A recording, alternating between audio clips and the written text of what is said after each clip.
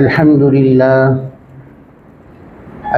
لله نحمده ونستعينه ونستغفره ونؤمن به ونتوكل عليه ونعوذ بالله من شرور أنفسنا ومن سيئات أعمالنا من يهده الله فلا مضل له ومن يضلله فلا هادي له ونشهد أن لا إله إلا الله وحده لا شريك له ونشهد أن محمدا عبده ورسوله صلى الله تعالى عليه وعلى آله وأصحابه وبارك وسلم تسليما كثيرا كثيرا.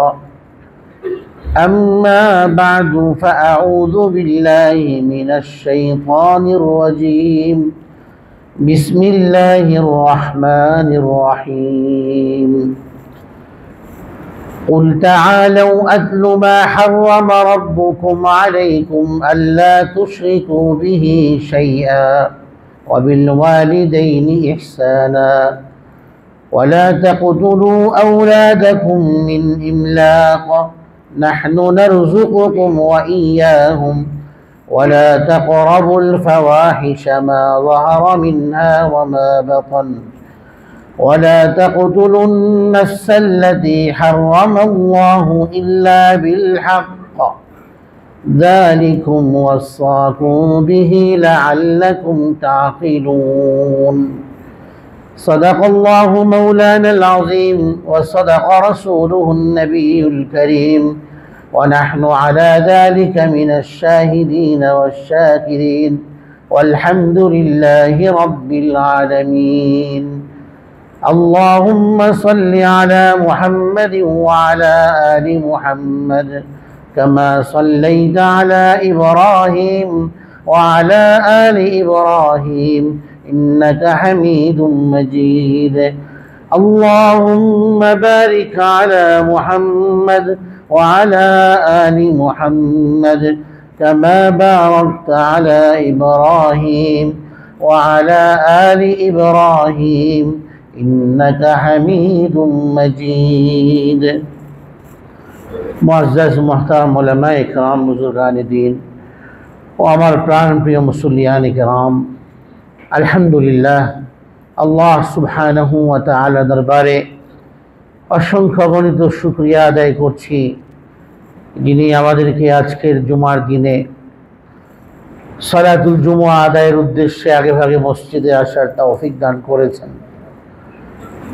এবং 1447 হিজরি সনের নতুন বছরের প্রথম মাস মুহররম মাসের আজকের 22শে মুহররমের জুমাতে, চতুর্থ জুমাতে আল্লাহ রাব্বুল আলামিন আমাদেরকে মসজিদে উপস্থিত হওয়ার নিয়ামত দান করেছেন, তৌফিক দান করেছেন। আল্লাহ রাব্বুল আলামিনের দরবারে শুকরিয়া আদায় করছি, আলহামদুলিল্লাহ। আল্লাহ রাব্বুল আলামিন মানুষকে সৃষ্টির সেরা জীব বানিয়ে প্রকৃতিগতভাবে মানুষকে আল্লাহ তাআলা অনেক সৌন্দর্য দান করেছে। সেই প্রকৃতিগত সৌন্দর্যগুলোর অন্যতম একটি সৌন্দর্য হচ্ছে মানুষের জীবনের শালীনতা বোধ এবং শালীন পবিত্র জীবন যাপনের ইচ্ছা। এটা মানুষের জীবনের অন্যতম এক সৌন্দর্য।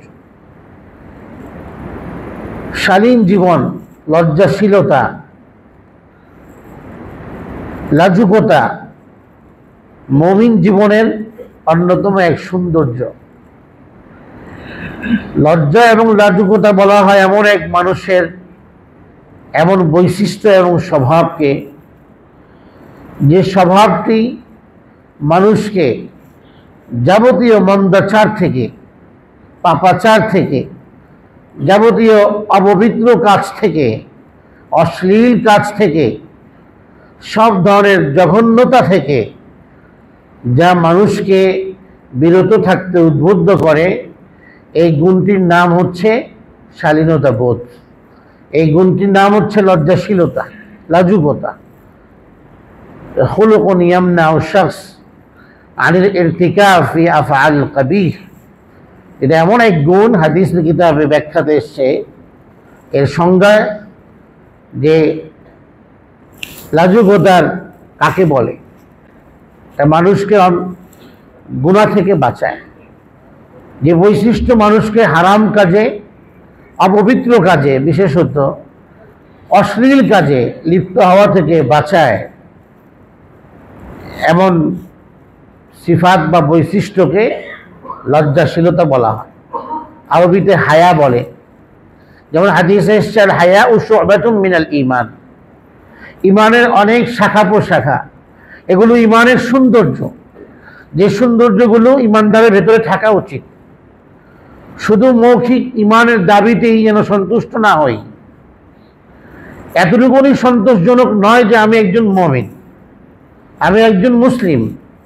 এতটুকুন দাবিতে সন্তুষ্ট থাকা বা তৃপ্তি বোধ করা অনুচিত।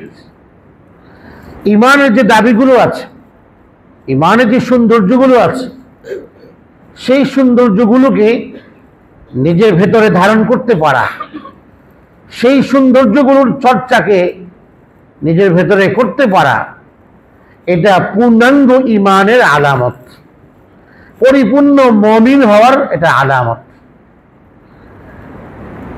একটা হচ্ছে মানুষ ঈমানদার দাবি করলে আমি মুমিন। পরিপূর্ণ মুমিন হওয়ার জন্য কিছু বৈশিষ্ট্যের প্রয়োজন, যে বৈশিষ্ট্যগুলো হাদিসে রাসূল কারীম সাল্লাল্লাহু আলাইহি ওয়াসাল্লাম বলে গিয়েছেন, যেগুলোকে ঈমানের শাখা প্রশাখা বলা হয়। আল ঈমানু সাবউ ওয়া সিত্তুনা শু'বা, আল ঈমানু বিদউ ওয়া সাবউনা শু'বা। এক হাদিসে এসেছে ঈমানের শাখা কতগুলো? জি 77 বা তার চেয়েও বেশি, 60-এর অধিক শাখার কথা হাদিসে এসেছে। ঈমানের এতগুলো শাখা, অর্থাৎ এগুলো ঈমানের সৌন্দর্য। সেই সৌন্দর্যগুলোর মধ্যে অন্যতম একটি সৌন্দর্য হলো আল হায়া, লাজুকতা, শালীনতা বোধ।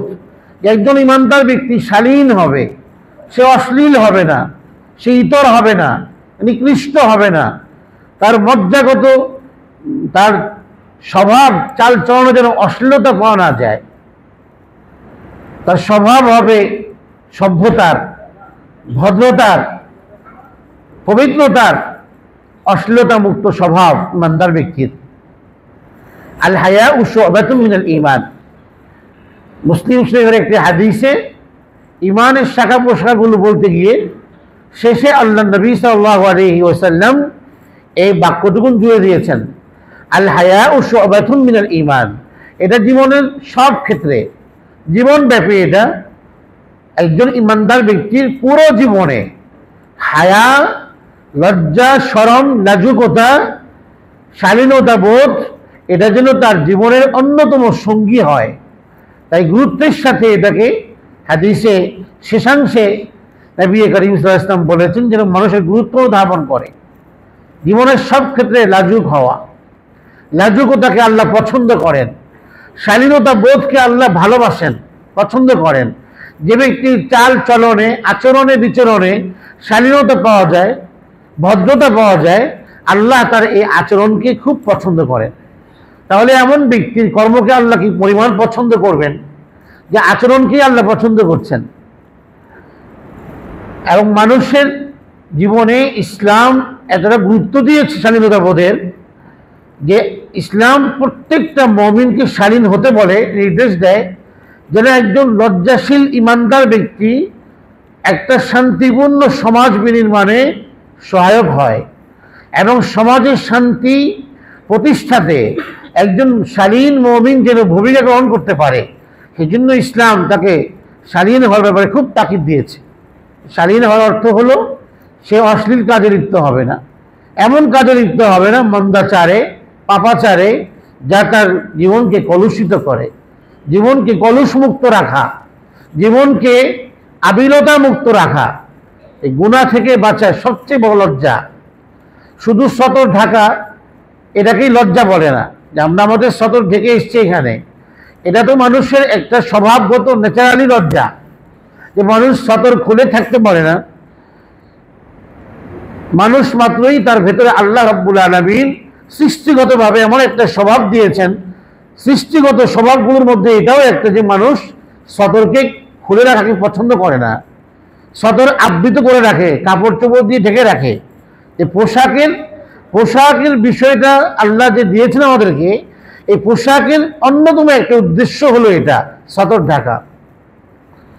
পোশাকের কল্যাণ হচ্ছে, আল্লাহ যে আমাদেরকে পোশাক দিয়েছেন, কোরআনে কারিমে সূরাতুল আরাফে আল্লাহ বলেছেন, এটাও আল্লাহর বিশাল নিয়ামত আমাদের জীবনে, যে পোশাকের ব্যবস্থা আল্লাহ আমাদের জন্য করেছেন। পোশাকের ব্যবস্থা আল্লাহ আমাদের জন্য করেছেন। নামাজে আসার সময় বলেছেন, খুযু যীনাতাকুম ইনদা কুল্লি মাসজিদিন, সুন্দর পোশাক পরে মসজিদে আসো, নামাজে আসো। যেন তেন পোশাক পরে মসজিদে আসবে না, সেজে গুজে আসো মসজিদে, পবিত্রতার সাথে আসো। এই জন্য মাসালার মধ্যে এটা আছে যে এমন পোশাক না পরা, যে পোশাকে মানুষ কাজ করছে সেই পোশাকটা পরে আবার ঘরমাক্ত পোশাক, ঘামে ভিজে গিয়েছে, এমন পোশাক পরে আবার সে মসজিদে আসছে, কাজের পোশাকটা পরেই, এটা মাকরুহ। এই পোশাক পরে মসজিদে আসা, নামাজ পড়া মাকরুহ, নামাজের সওয়াব কমে যায়। হাতের কোনোই বের হয়ে আছে, এমন পোশাক পরে কেউ নামাজে আসলো, যে হাতের কোনোই বের হয়ে আছে, নামাজ মাকরুহ হবে। খুযু যীনাতাকুম ইনদা কুল্লি মাসজিদিন, মসজিদে আসার সময় সজ্জিত হয়ে আসো। যে মসজিদে দুর্গন্ধযুক্ত জিনিস খেয়ে আসতে বারণ করা হয়েছে কেন? যে এতে মানুষের কষ্ট হয়, এতে ফেরেশতাদের কষ্ট হয়, যে কারণে মুখে দুর্গন্ধ রেখে মসজিদে আসতে নিষেধ করা হয়েছে। পরিচ্ছন্ন হয়ে আসো। যে সমস্ত খাদ্য খেলে মুখে গন্ধ হয়, গন্ধ সৃষ্টি হয়, পেঁয়াজ রসুন ইত্যাদি, বা যে সমস্ত জিনিস মানুষ খেলে মুখে দুর্গন্ধ তৈরি হয়, সেগুলো খেয়ে মসজিদে আসা মাকরুহে তাহরিমি, হারাম। পরিচ্ছন্ন হয়ে আসতে হবে। এখান থেকে মিসওয়াকের গুরুত্বও ফুটে ওঠে, যে একজন মুমিনের জীবনে মিসওয়াকের কল্যাণ কি পরিমাণ। যে হাদিসের মধ্যে আসছে যে মিসওয়াক মানুষের মুখকে পবিত্র করে, দুর্গন্ধ দূর করে, যত ধরনের অসুবিধা, রোগ, মুখ সংক্রান্ত, দাগ সংক্রান্ত, সেগুলোকে দূর করে মিসওয়াক, নিয়মিত মিসওয়াক করার কারণে আল্লাহর সন্তুষ্টি পাওয়া যায়। সবচেয়ে বড় ফায়দা এটা, সবচেয়ে বড় কল্যাণ মিসওয়াকের। মাগফিরাতুল লিল ফাম ওয়া মারদাতুল লির রাব, আল্লাহর সন্তুষ্টি পাওয়া যায়। ফাতওয়ায়ে শামির মধ্যে লিখেছে এই কথা, যে মিসওয়াকের ফাওয়াইদ, তার কল্যাণ 70-এর অধিক। এত উপকারিতা মিসওয়াকের, যে রাসূল কারীম সাল্লাল্লাহু আলাইহি ওয়াসাল্লাম বলেছেন, লাউলা আন আশুক্কা আলা উম্মতি লা ফারাদতু আলাইহিমুস সিওয়াক ইনদা কুল্লি সালাতিন। যে উম্মতের কষ্ট না হতো, প্রত্যেক নামাজের আগে মিসওয়াক করাকে ফরজ করে দিতাম। তো উম্মতের কষ্ট হবে, এই জন্য ফরজ করা হয়নি। ফাতওয়ায়ে শামিতে লিখে যে মিসওয়াকের বড় একটা কল্যাণ হচ্ছে, সুফল হচ্ছে, মিসওয়াক যারা নিয়মিত করেন, ঈমানের সাথে মৃত্যু নসিব হবে। ঈমানের সাথে মৃত্যু নসিব হওয়ার অনেকগুলো আমলের মধ্যে এটাও একটা, যে মিসওয়াক করা নিয়মিত। এবং ঈমানের সাথে মৃত্যু নসিব হওয়ার অন্যতম আরেকটি আমল হচ্ছে স্বাধীন জীবনযাপন করা, স্বাধীনতার সাথে জীবনযাপন। তো পোশাকের বড় একটা উদ্দেশ্য হলো সতরকে আবৃত করা। সাওআতিকুম ওয়ারিশা ক্বাদ আনজালনা আলাইকুম লিবাসান ইউয়ারি সাওআতিকুম, আমি আল্লাহ তোমাদের জন্য পোশাকের ব্যবস্থা করেছি, যে মানুষকে পোশাক পরতে হয়। এটা মানব সভ্যতার অংশ, যে মানুষ নিজেকে আবৃত রাখবে, অনাবৃত রাখবে না, সে উলঙ্গ হয়ে চলবে না, অন্যান্য পশুদের মতো সে উলঙ্গ থাকবে না, তার পোশাক থাকবে, সে লাজুক হবে, তার স্বভাবে লজ্জা থাকবে।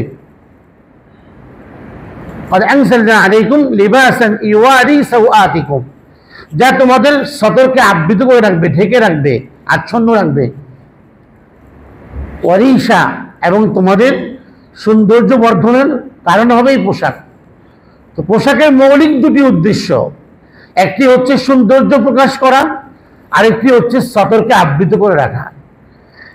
এই উদ্দেশ্য থেকে বুঝে আসে যে পোশাকের সতর আবৃত হয় না, অথবা যে পোশাক পরা সত্ত্বেও সতর প্রকাশ হয়ে যায়, সেটা পোশাকই নয়, সেটা পোশাকই নয়।